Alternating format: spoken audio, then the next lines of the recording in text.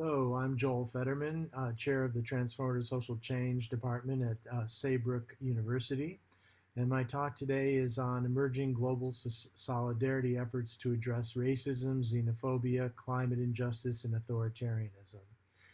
I want to begin by setting the context for this presentation, and that is that we all are, and by all I mean all of humanity, living through the largest global set of crises since World War II. These are crises rooted in some of humanity's deadliest flaws: greed, lust for power, hatred, willful ignorance. And these human tendencies manifest themselves in larger societal systems and structures that are today causing inestimable suffering for segments of humanity, other living beings, and the planet itself. Parallel to these destructive tendencies and the underlying impulses that propel them are a set of alternative impulses: love, caring, community, inclusivity, sharing, and the capacity of our beautiful minds and spirits to combine these impulses into a collective vision of a better way of living in the world, both individually and collectively, from the smallest in human interaction to the largest global community. So to be more precise, there are four concurrent and intersecting crises facing much of the world. The first is the climate crisis. 2019 was the hottest year ever recorded, and 2010 through 2019 was the hottest decade ever recorded. 2015 was also the first full year to break the 1 centigrade barrier above pre-industrial levels, which is a key benchmark to global warming. In addition to significant and continuous global warming, there has also been a variety of global climate changes that have had dramatic effects on people and larger ecosystems all over the world. And the effects of global greenhouse gas emissions in one part of the world have now been shown to affect climate change in other parts of the world, as well as the world as a whole. For example, according to NASA scientists, pollution from China and India affect cloud development in the North Pacific and strengthen extra political cyclones. In turn, these large storms affect US winters and springs about once a week, often producing heavy snow and intense cold. On a global scale,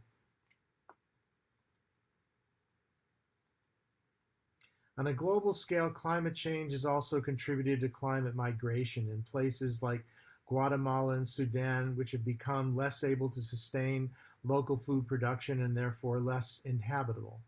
The World Bank predicts that without urgent and global national climate action, sub-Saharan Africa, South Asia, and Latin America could see more than 140 million people move within their country's borders by 2050 and beyond their borders. Climate migration to North to Europe and the United States has already contributed to increased racism and hyper-nationalism in those regions, as evidenced by the rise of right-wing parties in the United States and Europe, the hardening of borders, and the building of walls. In turn, this increase in racism and xenophobia has contributed to an overall decline in democratic norms in established democratic countries. Freedom House provides annual measures on the democratic health of nations, incorporating separate ratings on national and local governance, electoral politics, independent media, civil society, judicial independence, and corruption. By their measures, 2019 was the 14th consecutive year of decline in global freedom, and individuals in 64 countries experienced deterioration in their political rights and civil liberties. 25 of the 41 established democracies declined during that same period, and the United States in particular has fallen significantly by these same standards during the last 10 years. And then there was COVID-19. Emerging in late 2019, COVID has spread rapidly and unevenly throughout the world, disproportionately affecting older and poorer populations, as well as people of color, people with disabilities, prisoners, and the homeless. In the United States, Center for Disease Control data compiled by the New York Times in early 2020 showed that Black and Latinx people in the United States are 3 times as likely to become infected by COVID as whites, and Black and Latinx people are nearly twice as likely to die of the virus as white people.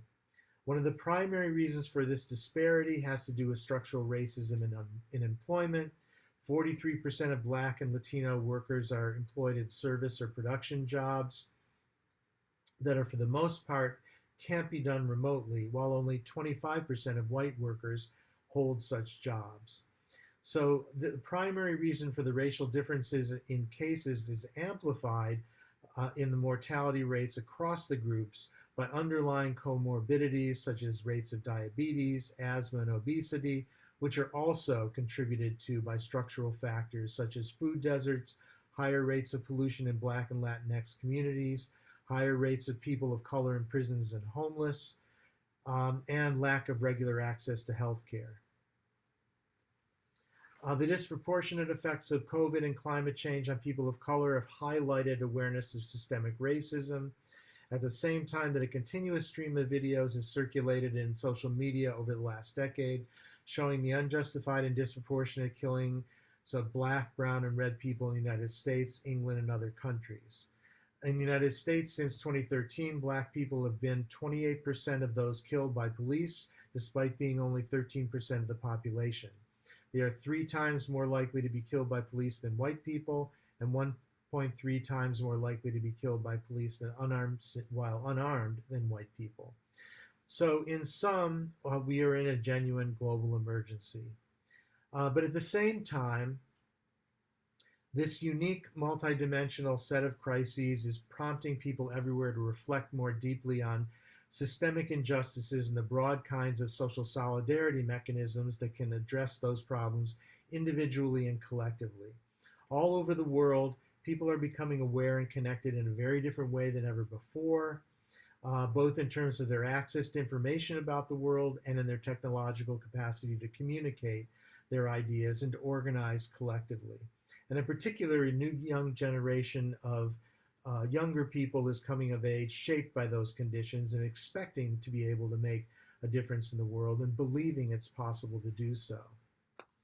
The most powerful 21st century symbol of a more positive vision and worldview and movement that has been emerging is what happened in Tahrir Square in Cairo, Egypt in 2011, when the Egyptian people, who had been repressed for decades, took over the central intersection of their capital city and made it into a common space. They turned it into a place where people were housed and fed and able to share their dreams about the kind of country in which they wanted to live. This was a reclaiming or liberating of public space, and it was enabled in large part by the claiming of a new kind of political space, the internet, that allows people to organize in ways that they never have been before. It's not a coincidence that the word Tahrir literally translates into English as liberation. Tahrir Square is Liberation Square. So the Arab Spring has in many ways become a global spring, with similar reclaiming of parks and town squares in cities throughout the world. In the Occupy demonstrations of Zuccotti Park in New York and throughout the United States, to the Los Indignados of Spain, the Idle No More movement of Canada, the Brazilian Spring, the Taksim Square movement in Turkey, global climate justice movement, the Democracy Awakening movement in the United States, the Rise Up at Night movement in France, and as we speak, the Standing Rock Dakota Access Pipeline movement, which took its message directly to the doorstep of the White House in Washington, D.C., and the Line 3 movement, which continues to protest the construction of a pipeline on the treaty territory of Anishinaabe peoples near the northern US and southern Canada borders. Also, the Capitol Hill Autonomous Zone in Seattle and the Lonsdale and Chapman Square Park Black Lives Matter protests in Portland demonstrate this kind of reclaiming of space.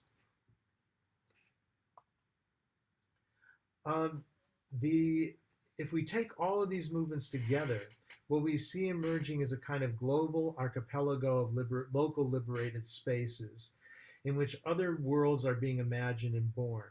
There's also an increasing solidarity among these movements across race and religion and national origin and gender and sexual identity. But more than that, there's a solidarity, an intersectional solidarity across these multicultural spaces and a sense of shared identity of worldview. This solidarity across movements for racial and social justice, peace, ecological sustainability, and LGBTQ rights, and human rights more broadly, has been growing and developing across the decades.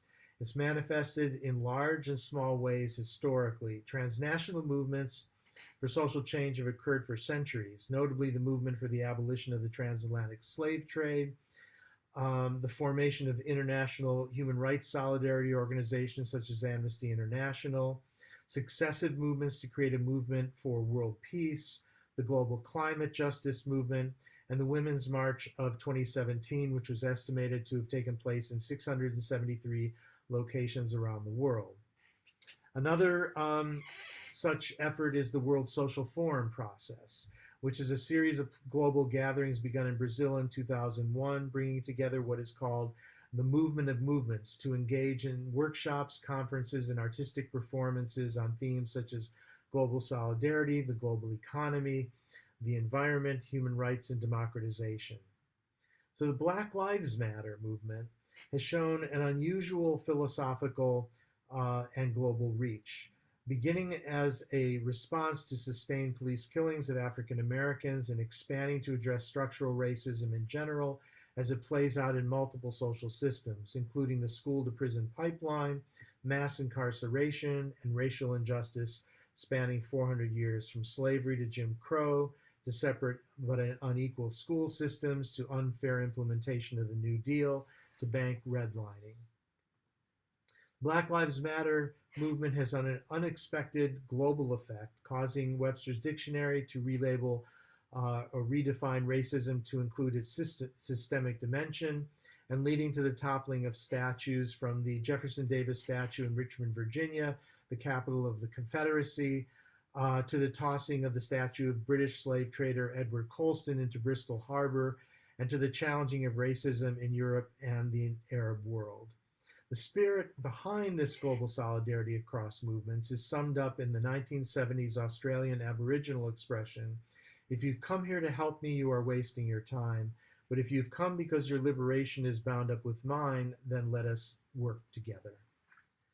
So this series of collective liberation was held by the late civil rights activist and US Congress member John Lewis, who wrote in his book, Across That Bridge, A Vision for Change and the Future of America, quote, "Just as Gandhi made it easier for King, and King made it easier for Poland, and Poland made it easier for Ireland, and Ireland made it easier for Serbia, and Serbia made it easier for the Arab Spring made it easier for the protests in Wisconsin and Occupy."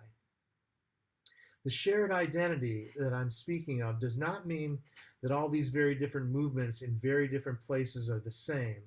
As Virginia Vargas noted in her chapter on international feminisms in Jai Sen's edited volumes, The Movement of Movements, these struggles do not erase the differences among groups. On the contrary, what emerges is a multiplicity of meanings as the social space of experience expands both locally and globally. So while this multiplicity of experiences and meanings calls for, as Lawrence Cox notes in his chapter of in The Movement of Movements, is several kinds of social movement reflection and action. First, it requires that the various movements embrace a level of cultural humility that enables them to learn from each other's struggles. Second, these movements must recognize that they do not exist in and of themselves. They are part of deeper and broader social realities and injustices. And third, effective action in this time requires a different kind of more universal loyalty. As the European nuclear disarmament movement wrote in 1980, we must learn to be loyal not to East or West, but to each other. And as Cox notes, in recognizing and struggling against these structures and in creating other kinds of relationships of solidarity and communication, of resistance and creation, we become more fully human.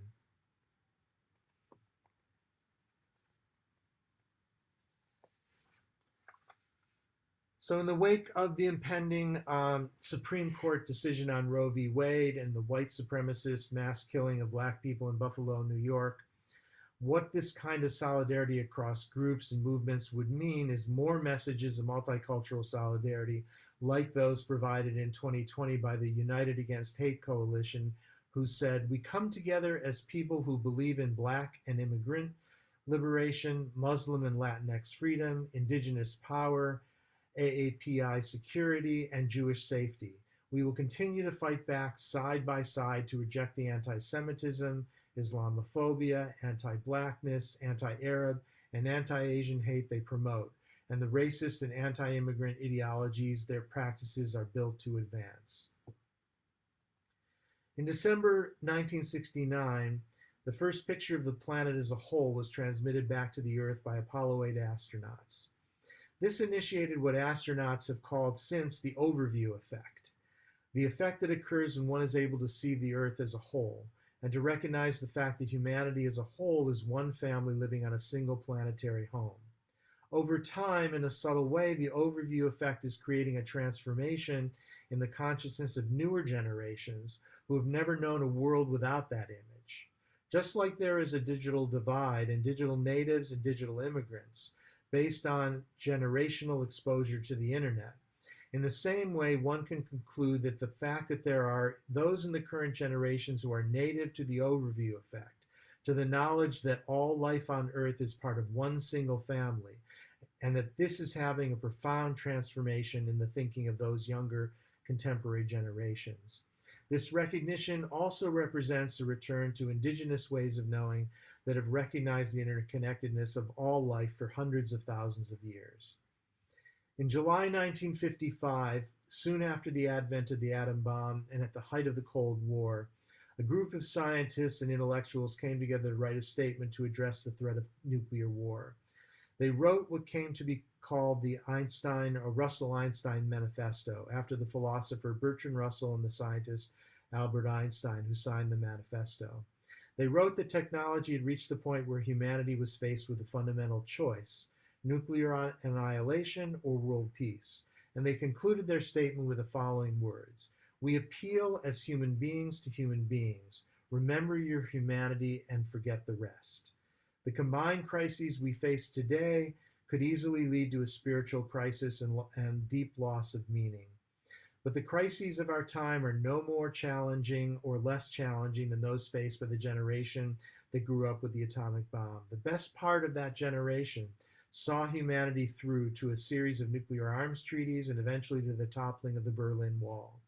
Like Einstein and Russell before them, the activists of today imagining other possible worlds who see beyond racial and gender and national borders to find our common humanity give us greatest cause for hope that we will find our way home one more time. Thank you.